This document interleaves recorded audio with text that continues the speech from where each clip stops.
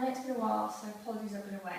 But today we're going to do a small Pilates session for neck care, as requested. So today I'm going to use a couple pieces of equipment, but you can use whatever you have available at home.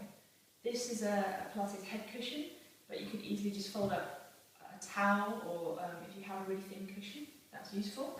And this is a TheraBand Pilates band. Really, they're quite affordable, they're quite useful for lots of different things, but again, you can maybe use a piece of clothing that has a little flexibility in it.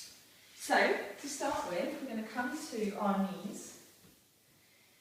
I'm going to start with corkscrew arms. So you're going to take the arms up, clasp them behind the head, shrug the shoulders up, slide the shoulders away from the ears, widen through the elbows, and then a small baby half roll down. So just taking the head and the top of the spine forwards and down, and then coming back up to release the arms and begin again.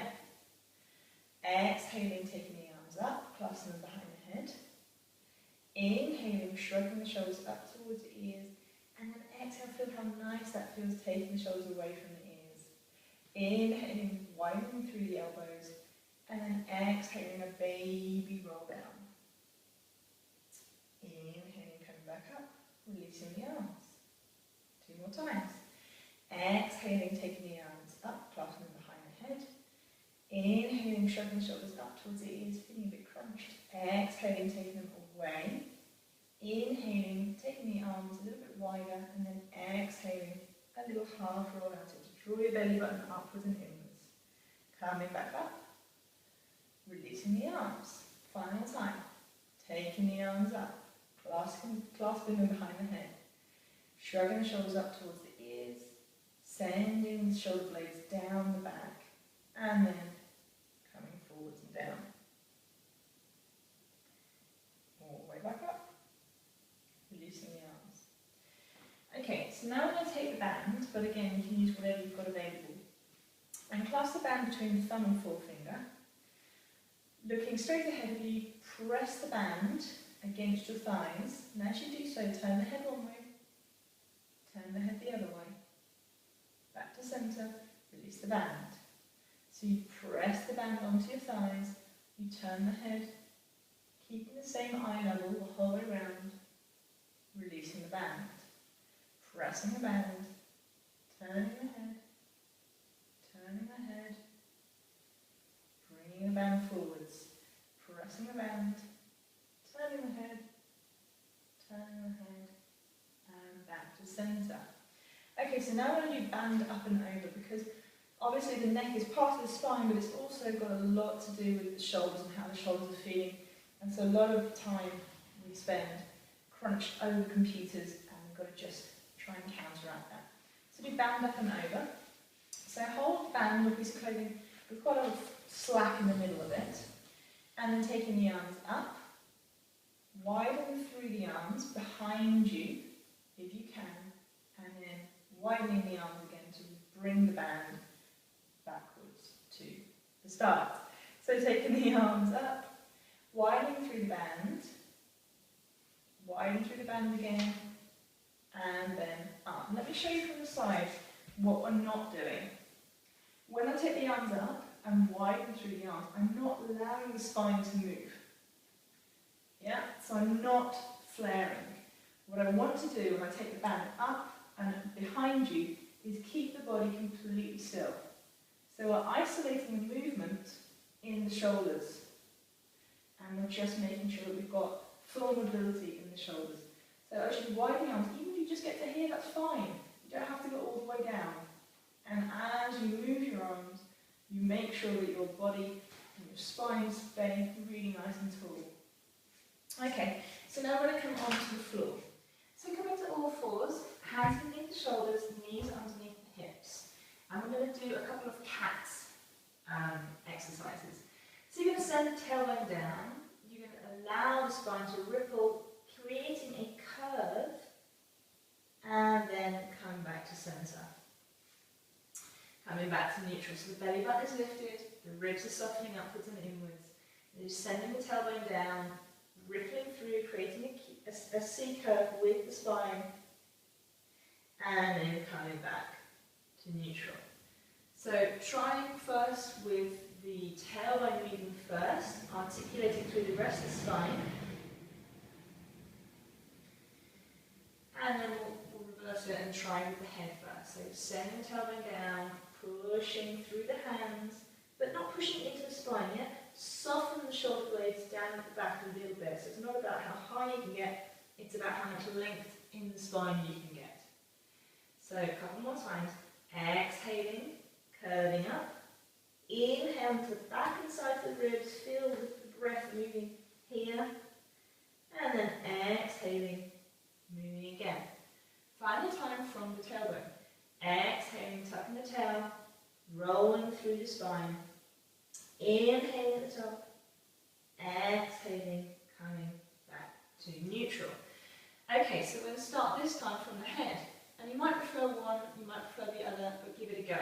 So this time the head starts, then the spine ripples backwards, and the tailbone moves last. And then you move head and tail away from each other at the same time to come back to neutral. So head, spine, tailbone. It's hard. Head and tailbone move away from each other. Head, upper back, middle back, lower back, tailbone. And coming back to center.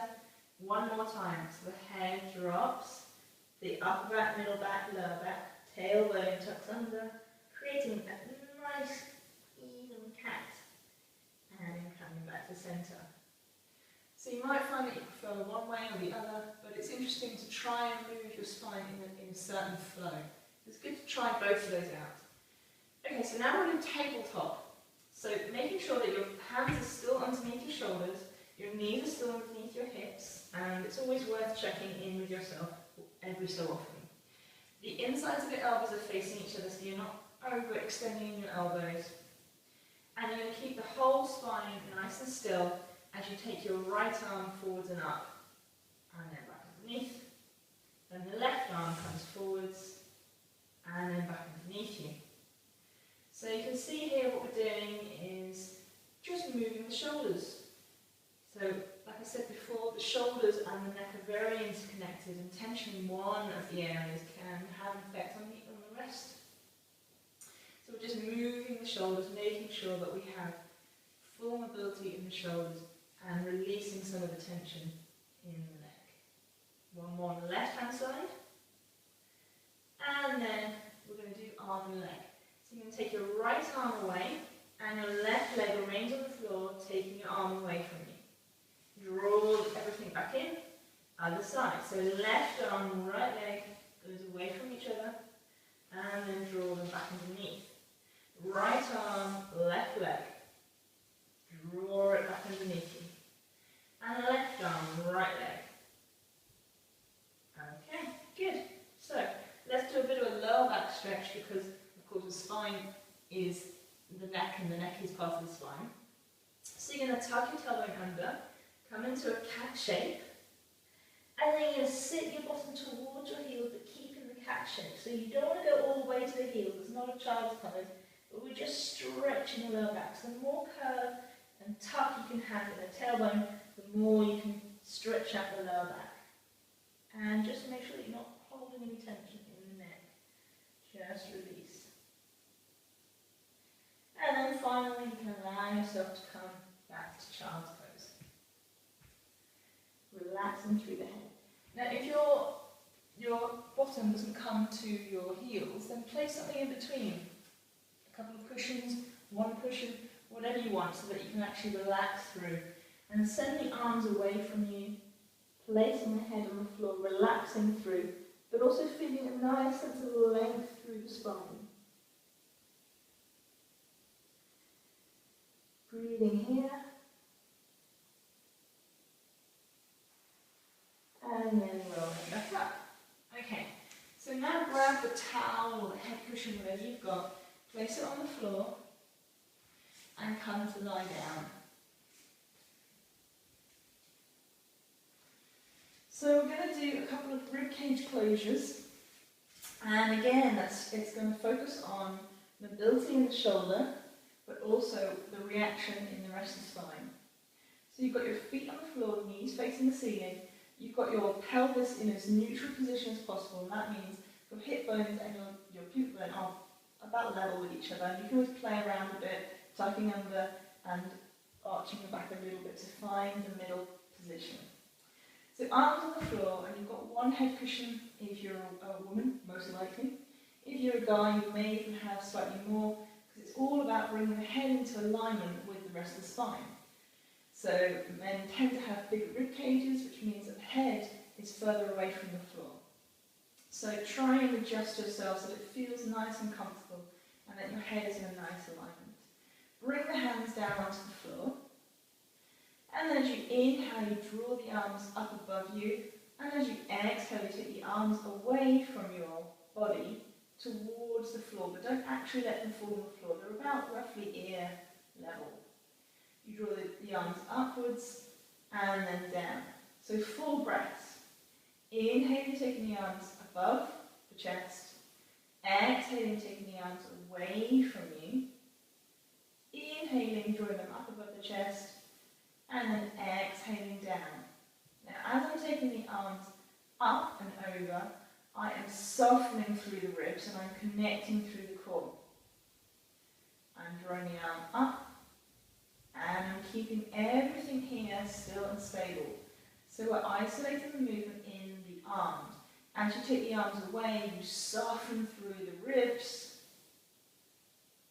and you keep everything nice and still. The other thing I'm not doing is bringing your arm, my arm, all the way to the floor, because it brings my upper back out of alignment. So I want to keep my arm to a point where actually nothing is moving in my spine, in my rib cage. I'm just keeping my arms as a lever, working as a lever against the strength of the core. So this is a core exercise, even though we're moving the arms. And then hands back down. Okay, so get rid of the head cushion now.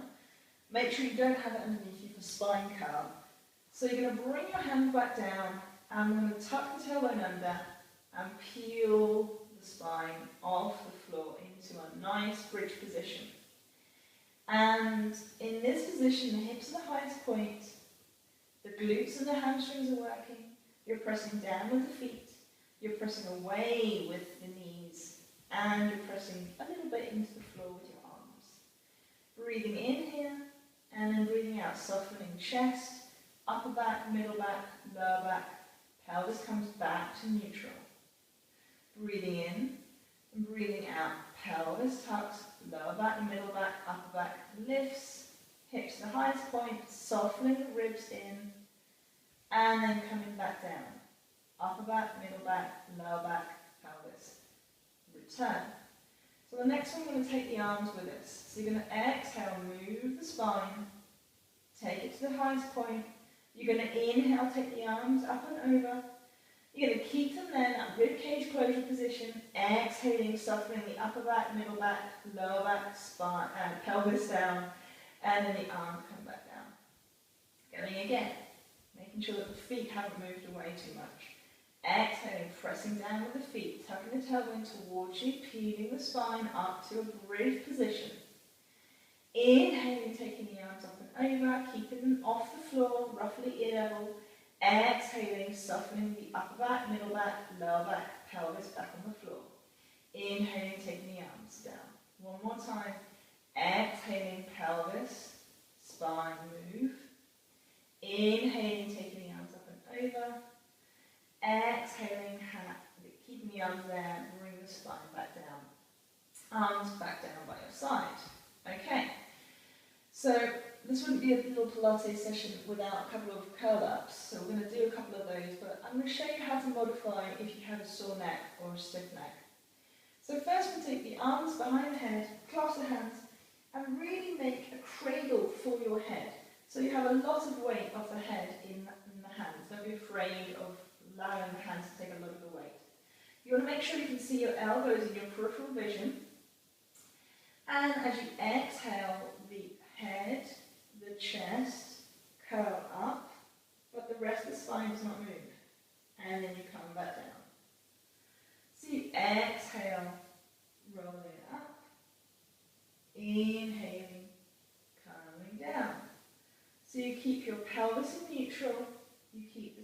spine, the lower part of the spine in neutral, and we're just working the upper back and the neck. But we're not overworking the neck, so you're keeping the weight of the head in the hand. And you're curling up just the tips of the shoulder blades, no higher, no lower. So exhaling, using the breath, curling up, inhaling, coming back down. And keeping the hands behind the head means that you're not kind of jutting your neck forwards, you're not allowing the chin to collapse onto the chest, you're just looking between your knees as you come up. So roughly allowing the neck to be part of the spine, so it's an even curve. And back down. Now in other exercises in Pilates, we do them without the hands behind the head, and that's totally fine, but you can always modify it. For example, with the hundreds, you curl up, you have your arms down by your side, but if you're doing this and you're getting tired, you just place one hand behind the head, you do a couple of beats on one side, then you swap over, keep going.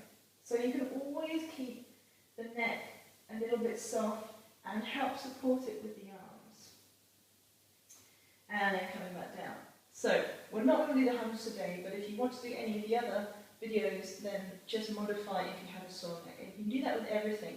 In single leg stretch, you can have the hands behind the head, and you can just alternate if you have your arms doing something else as well. Okay.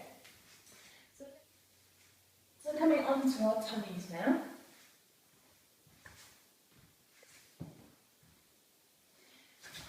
So coming onto our fronts. Hands on the outside of the mat, and feet point towards the edges of the mat. The heels are facing in, the toes are facing out. If it's uncomfortable to have your forehead on the floor, you can always place a head cushion underneath the forehead. So hands are roughly level with the ears, and then outside of the mat, and nice and wide. So all we're going to do here is you're going to send your tailbone away and down in towards the mat, so you're lengthening the lower back. And you're going to untuck the chin, coming forward and up, just so that the upper back is working, maybe the middle back. And then coming back down. Exhaling, rolling up. Inhaling, rolling down. So all we're doing here is just working the back of the spine, counteracting all of those hours that we spend sitting down, looking forwards, crunched over, hunched over. So all we're doing is making sure that we counteract all this. And then back down. Exhaling, coming forwards. Inhaling, coming back down. And again, we're not putting any undue pressure on the neck. It should be fine. But I want you to make sure that the back of the neck is nice and long. So it's coming up and there is a little bit of movement, but it's not like this and it's not like this. So all you want to do is look a little bit forward, so following the eyes to the edge of the mat, and then drawing it back underneath you. So 2 more of these. Exhaling as you come up, inhaling as you come back down, and tucking the tailbone under, exhaling, inhaling. Okay. So to finish up, we're going to do a roll down. Okay, so coming to stand now, and if you have a wall without too much going on in it, then come to stand against the wall, but you can do this freestanding as well. We'll do both versions today. So against the wall, you want to have your feet about a foot and a half distance away from the wall. So you'll have your feet away from the wall, and then you just lean back into the wall. And you'll have the back of the pelvis touching the wall. You'll have the back of the rib cage touching the wall. You probably won't have the lower back touching the wall, and you probably won't have your head touching the wall either, because our heads are not in line with the back of our rib cages generally. So don't force any parts that aren't naturally touching to actually touch. But you're going to grow nice and tall, thinking about growing outwards through the crown of the head. And then you're going to just let the head and chest peel forwards and down, and allow the rest of the spine to come away from the wall, and just allow the arms to ragdoll in front of you. So we're not trying to reach the floor, we're just trying to create a bit of curvature in the spine to release any tension. And then placing the back of the pelvis on the wall, started. Breathing in and breathing out, peeling the spine away, coming forwards and down. Inhaling there, exhaling, untucking, and placing the spine back up. Now, if you don't have a wall, it's really easy to do this without a wall. So just come away from the wall, and again, you just have your feet underneath you, but they're not obviously in front of your pelvis here, they're just underneath your pelvis. It's the same principles, growing nice and tall to begin, and then allowing the spine to peel off your imaginary wall behind you. So keeping the belly button upwards and inwards towards the spine, and then restacking the spine. Not about how far down you can go. Check my spine out. Nice and tall, peeling the spine forwards and over, so you're going up and over, up and over, up and over, forwards. This is generally a nice curve. If I go down, then my lower back is flattened and it's not a nice curve. So I want to be nice and high, much higher, so not a hamstring stretch. And then roll back up. So roll downs are really, really lovely exercises to do anytime. They're really easy. You don't have to have loads of energy to do them. So I really recommend doing at least 3 a day, either against a wall or freestanding, or other times I'll show you how to use a band. So hopefully that helps to relieve a little bit of tension in your neck. It's good to be back. Please subscribe, and any other requests, let me know. Thank you. Bye.